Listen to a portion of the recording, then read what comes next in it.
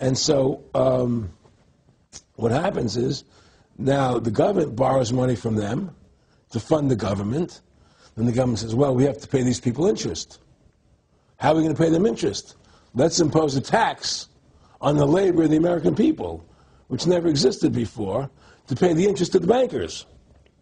In fact, in 1980, Ronald Reagan said not one red cent of your income tax money goes to run the country. It all goes to the Federal Reserve. Well, it was the Grace Commission report that said that not one nickel goes to the infrastructure of the country.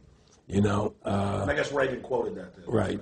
And so, but the point I'm trying to make is that by creating this Federal Reserve System, the government now became dependent on these private banks for money. And they started taxing us, you see. And so now what happens is that in 1935, I believe it was, Social Security started. And they gave Social Security cards, said not to be used for identification, the Social Security number right on the card, right? And through Social Security, they started deducting money out of your paycheck. That was the first time they were ever could take money out of your paycheck, because people agreed to it because they thought it was going to their retirement fund. And so then when they instituted the income tax again, they started taking money out of your paycheck because Social Security could do it. And then they could do it again. You see what I'm saying? And so now they've even taken control of the tax payment itself. I mean, literally like you're a slave. They're taking it right there when you make it. Exactly. They don't even trust the public enough to send them a check. Yeah. Right. So they take it out automatically because they know people aren't going to want to pay it. So what's happened is that through the implementation of the Federal Reserve System, the government has become vested in these bankers, and they get their money from the bankers. And so then they impose a tax on us, which makes us more slaves, makes it more difficult for us to survive, right? Giving them more profits. And now what's happened is that through the Federal Reserve System, the bankers have pretty much taken control of our government. It doesn't matter Republican and Democrat anymore, because they're both the same. Neither one of them are talking about shutting down the Federal Reserve System or stopping the payment of taxes, you know, or any of the big issues that face Americans, right? So I had a friend, Nick Rockefeller, okay, who was one of the Rockefeller family, and he, when I was running for governor in Nevada, he came to me, introduced himself to me through an attorney, and we became friends. We started talking about things, and I learned an awful lot from Mr. Rockefeller. And one of the things that we used to talk about was the ultimate plan of the banking industry, what they wanted to accomplish. And the goals of the banking industry, not just the Federal Reserve System, but the private banks in Germany and England, all over Italy, all over the world, they all work together. They're all central banks. And they're all part of the Communist Manifesto. You know, central banking is one of the major planks of the Communist Manifesto. We talk about America being a capitalistic country, but yet at the same time we have a central bank that plans everything for us, right? And the graduated income tax is another plank of the Communist Manifesto, right? So right there you have two major planks of the Communist Manifesto that have been brought in because of the Federal Reserve System, okay?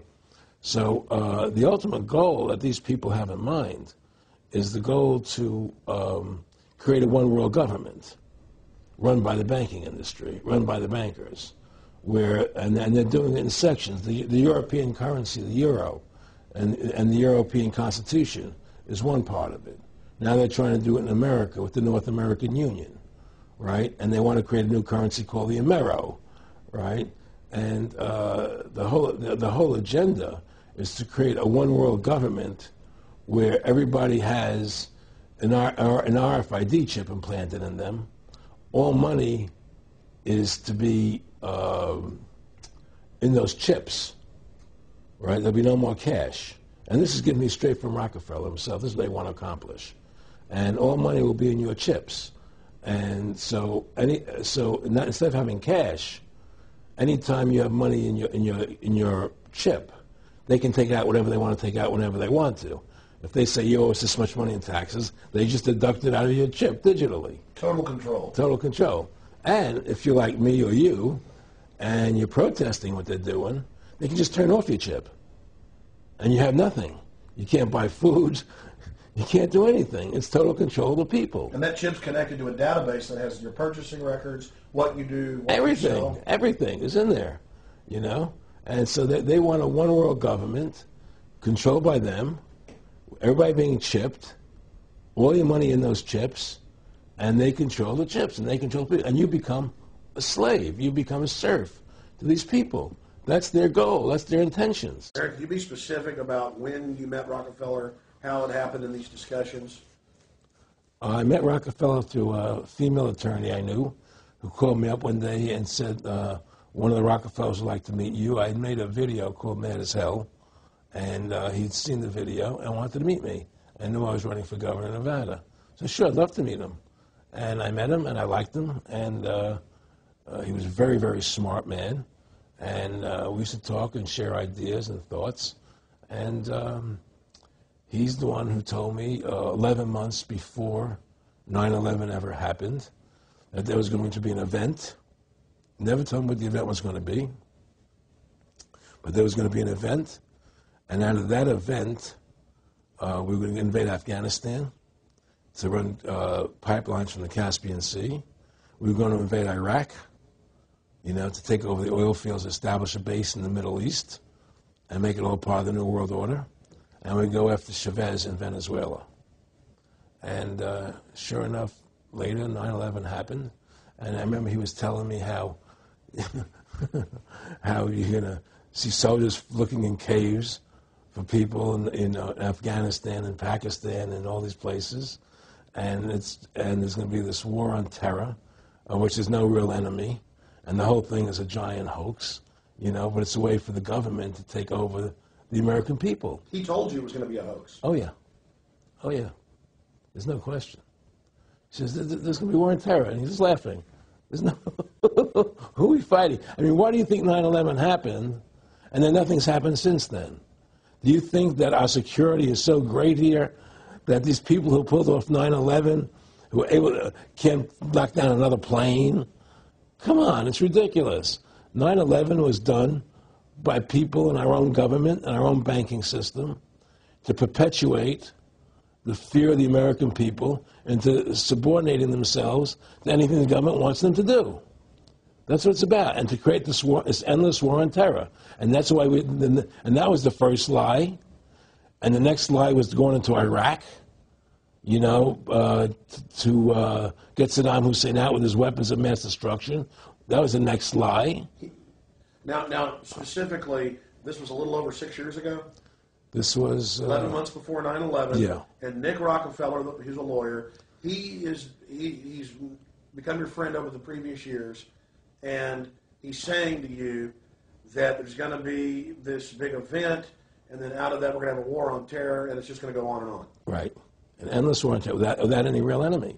That you can never define a winner. And did he say that it's going to be perfect because you can't define an enemy? It just goes on. Yeah, because you can't define a winner. There's no one to beat, so it goes on and on forever. And they can do whatever they want. They scared the hell out of the American public.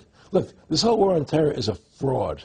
It's a farce. It's very difficult to say it out loud because people are intimidated against saying it. Because if you say it, they want to make you into a nutcase. But the truth has to come out. That's why I'm doing this interview. The fact of the matter happens to be that the whole war on terror is a fraud. It's a farce. Yeah, there's a war going on in Iraq because we invaded Iraq.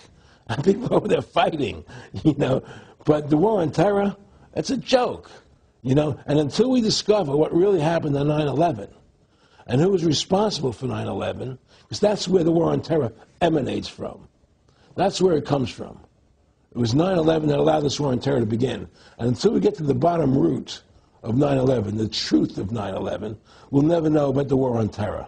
Aaron, you said that he was, and I think it's important, and I know this about the Rockefellers from Dr. Dennis Cuddy and many others who literally, you'll be 20 years old in a lunch line at college, and it was David Rockefeller.